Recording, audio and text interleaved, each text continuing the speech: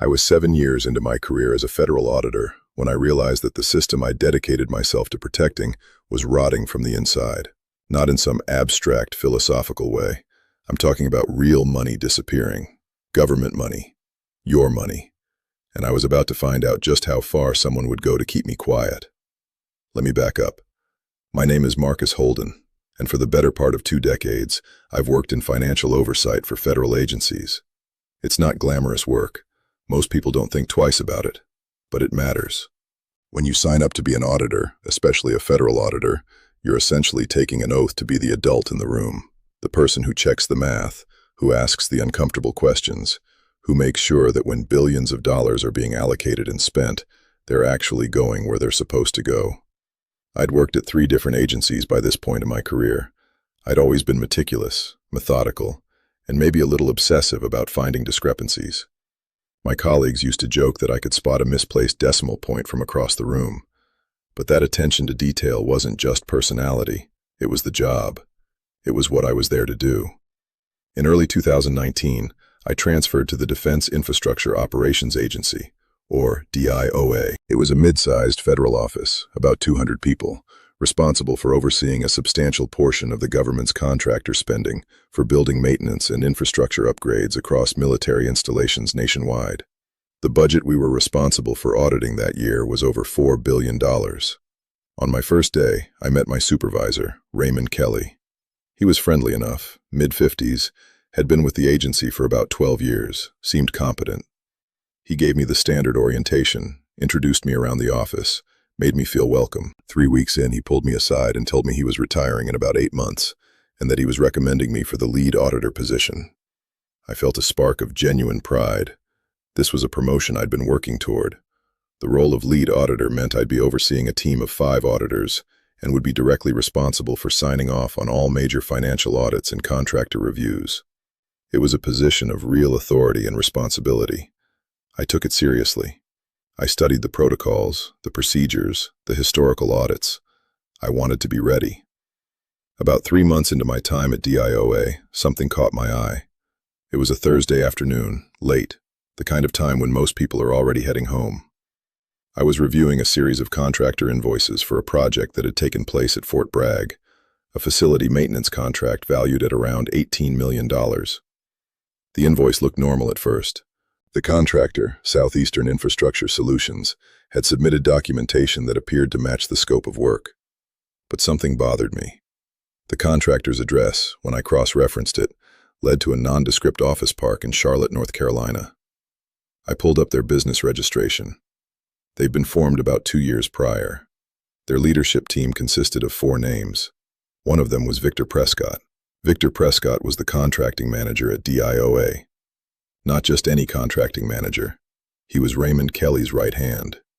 He was the person who vetted contractors, approved proposals, and made recommendations on major spending decisions.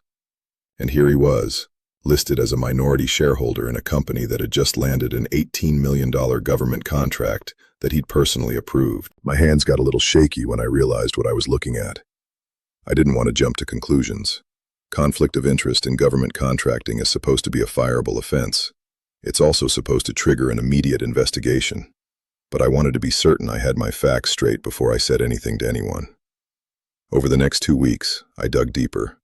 I pulled the financial records for Southeastern Infrastructure Solutions.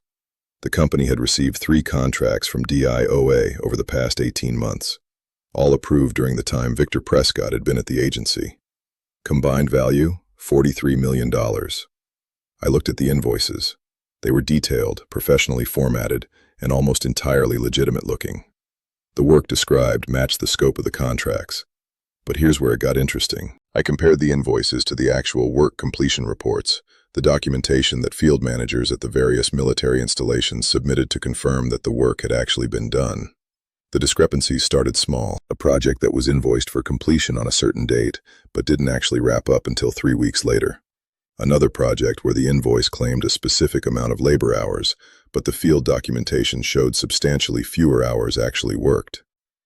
Nothing that alone would be catastrophic, but when you added them up, and I did, very carefully across all 3 contracts, You were looking at approximately $7.2 million that had been invoiced but not actually earned through legitimate work.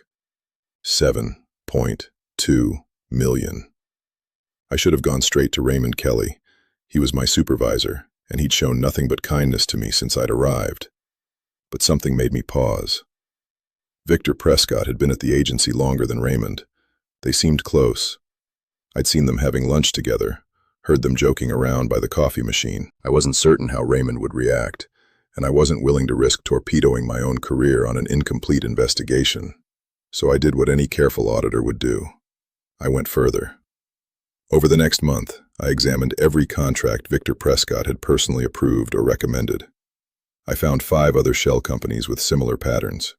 Some owned by relatives of people in procurement, others with no clear connection to anyone I knew at the agency. But when I dug deeper, I discovered they had ties to a consulting firm that Victor used frequently for other work. The pattern became clear. They were creating fake contractors, having those contractors submit invoices for work that either didn't happen or was substantially inflated, and then pocketing the difference. It was sophisticated enough that someone not looking carefully would miss it, but I was looking carefully. In total, across all the contracts and companies I could trace back to either Victor Prescott's approvals or his associates, the amount was staggering. Just under $23 million, over 2.5 years. I spent an entire weekend at my apartment going through everything again.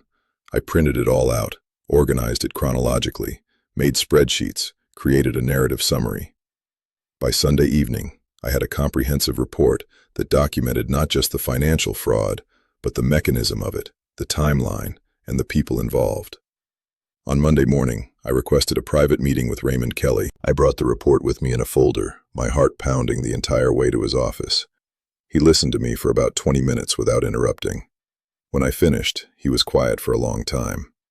Then he asked me if I was absolutely certain about all of this. I told him I was. He set the report down on his desk very carefully and said, "Marcus, I need you to do me a favor. I need you to write this up formally and submit it through the proper channels. Don't talk to anyone else about this. Don't leave copies lying around. Just submit it through the official audit grievance and investigation process." I did exactly what he asked. 2 days later, I filed a formal federal auditor's integrity report, which is the official channel for reporting suspected fraud within federal agencies. The report was detailed, meticulously sourced, and backed up by months of careful documentation. I submitted it, and I waited, and that's when everything changed. I didn't know it yet, but I was about to learn a hard lesson about institutional self-preservation. I was about to discover that the people who are supposed to protect the system sometimes have their own reasons for letting it break, and I was about to face the choice between staying quiet and risking everything I'd worked for. The report I filed was supposed to trigger an investigation. That's how the system works, or at least how it's supposed to work. A federal auditor identifies fraud, submits a formal report through the proper channels, and a dedicated investigation team takes it from there. The auditor is supposed to be protected during this process. You can't retaliate against someone for reporting fraud. That's federal law. Except Raymond Kelly retired 3 weeks after I submitted the report. He gave 2 weeks' notice on a Friday, cited personal reasons, and was gone. I remember standing in the office when he made the announcement to the team. My stomach dropped. He was the one person I'd told about the fraud before submitting the report formally. Now he was leaving. I didn't read much into it at the time. People retire. That's normal. What wasn't normal was who came in to replace him. His name was Clayton Voss. He was brought in from outside the agency. A surprise move because typically, promotions in federal agencies come from within. Clayton had worked in procurement for a private defense contractor before taking this position. He was probably in his late 40s, all confident smiles and quick decisions. He made an immediate impression, walking around the office the first day, shaking hands, making notes about how he was going to streamline operations and modernize our approach. I didn't trust him from day one, though I couldn't fully articulate why at the time. Later, I understood. Victor Prescott knew him, not just casually. When Clayton arrived, Victor walked him around the office, introduced him to people, explained how various projects worked. They seemed almost familiar with each other. That made my chest tight. During my one-on-one meeting with Clayton in his first week, I tried to get a sense of whether he knew about the fraud report. I asked him about the investigation process, mentioned that there were some complex audits underway, hinted that there might be some personnel matters that would require his attention soon. He smiled in a way that didn't quite reach his eyes and said, "Marcus, I'm sure everything is fine. Let's not borrow trouble." That was his response. Let's not borrow trouble. I went back to my desk and felt something shift inside me. The system wasn't going to protect me. I could feel it. I didn't know how yet, but I knew. 2 weeks after Clayton's arrival, I was called into his office. He was sitting at the desk that had been Raymond's, our shared desk in some sense, since I'd been groomed to eventually take over this position. Clayton gestured for me to sit down. He said, "Marcus, I've been reviewing our staffing and our budget, and I'm going to need to make some restructuring decisions. Your position has been eliminated as part of a departmental reorganization." I remember the exact feeling of that moment. It wasn't shock exactly. It was more like standing on a platform you thought was solid and discovering it was glass. I asked him what that meant specifically. He said, "It means your employment with DIOA is terminated, effective immediately. You'll receive severance according to federal guidelines. HR is expecting you after we're done here. They'll walk you through the paperwork." I asked him if this had anything to do with the audit report I'd submitted. I asked him directly. He had the audacity to look confused. "What report, Marcus? I just got here. I don't know about any report. This is purely a budgetary decision, nothing personal." I stood up. I was shaking. He held out an envelope, my termination letter, already printed, already signed. It was dated 2 days prior. He'd decided to fire me before we'd even formally met. The walk to HR felt like moving through water. Everything was slow and surreal. I gathered my personal items from my desk while my colleagues watched with uncomfortable expressions. Nobody said anything. Nobody tried to defend me. I think they were afraid that if they acknowledged what was happening, they might be next. By noon, I was out of the building, my badge deactivated, my email disabled. I drove home in a daze and sat in my car in my driveway for 45 minutes without moving. But here's the thing that made it exponentially worse.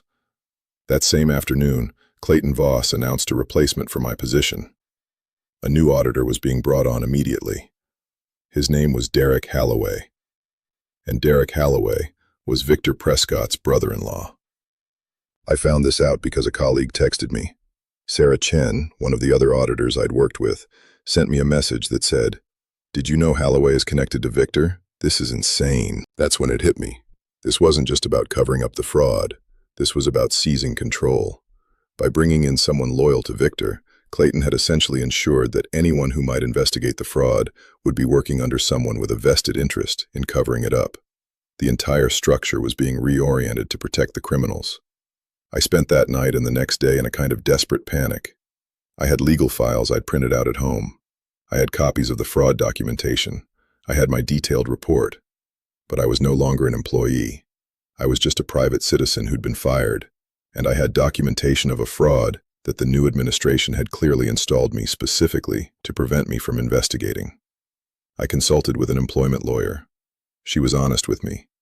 She said that while I'd been protected by law against retaliation if I was an active employee, the situation was more complex now that I was terminated. Clayton had provided a justification, budgetary restructuring, that on its face had nothing to do with the report. Could I prove that the timing was retaliatory? Possibly, but it would be expensive, drawn out, and there was no guarantee I'd win. "The better move," she told me, "is to escalate this through official channels. Contact the Office of Inspector General. They have independent authority to investigate fraud in federal agencies. They don't answer to the people you're accusing. They're specifically designed to handle situations like this." She was right, so that's what I did. I compiled everything, the original fraud report I'd submitted to Raymond, the documentation of all the shell companies, the invoices, the discrepancies, the timeline of my firing coinciding with Clayton's arrival and Victor's continued presence. I wrote a statement explaining what had happened to me, the retaliation I'd experienced, the cover-up I suspected was underway, and I submitted all of it to the Department of Defense Office of Inspector General, the federal agency tasked with investigating criminal conduct within the DoD and its affiliated operations. Then I waited. The waiting was the hardest part. Days turned into weeks. I had severance so I could pay my bills, but I couldn't work in federal auditing anymore. Not while this was hanging over my head. Not while my firing would raise questions at any agency that called my previous employer for a reference. I felt like I was in a kind of limbo, in a holding pattern, waiting for someone to believe me, waiting for someone to care. And while I waited, I knew that back at DIOA, Derek Holloway was settling into my office. Clayton Voss was implementing his modernizations, and Victor Prescott was still there, still approving contracts, still running his scheme, just a little more carefully now. Clayton had managed to neutralize the threat. He'd brought in his own person, installed a puppet in the position that was supposed to provide oversight, and removed the one person who actually had the integrity and the evidence to stop him. From his perspective, he'd won. He'd covered it up. He'd gotten away with it. He thought he was safe. He had no idea what was coming. The call came on a Tuesday morning in late September. I was at home, in my kitchen, making coffee, when my phone rang. Unknown number. I almost didn't answer it. The voice on the other end identified itself as Special Agent Michael Torres with the Defense Criminal Investigative Service, the investigative arm of the Department of Defense Inspector General's office. He said they'd been looking into the fraud report I'd submitted, and they wanted to meet with me. "We have some questions," he said, "and we'd also like to walk through your documentation in person." My hands went numb.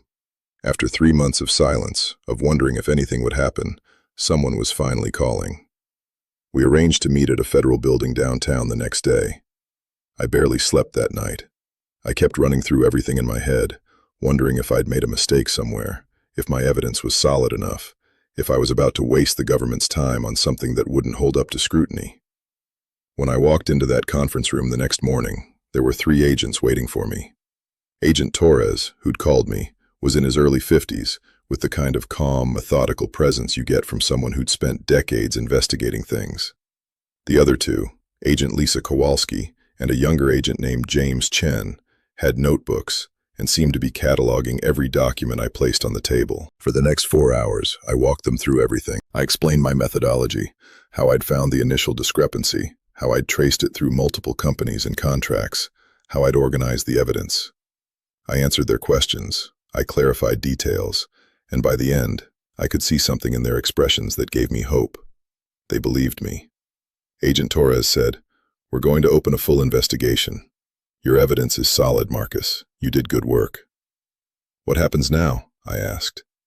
"Now we do what you couldn't do from the inside," he said. "We investigate." The investigation took 6 weeks. Later, I'd learned that Torres and his team were subpoenaing financial records from the shell companies, interviewing contractors, reviewing communications, building a case.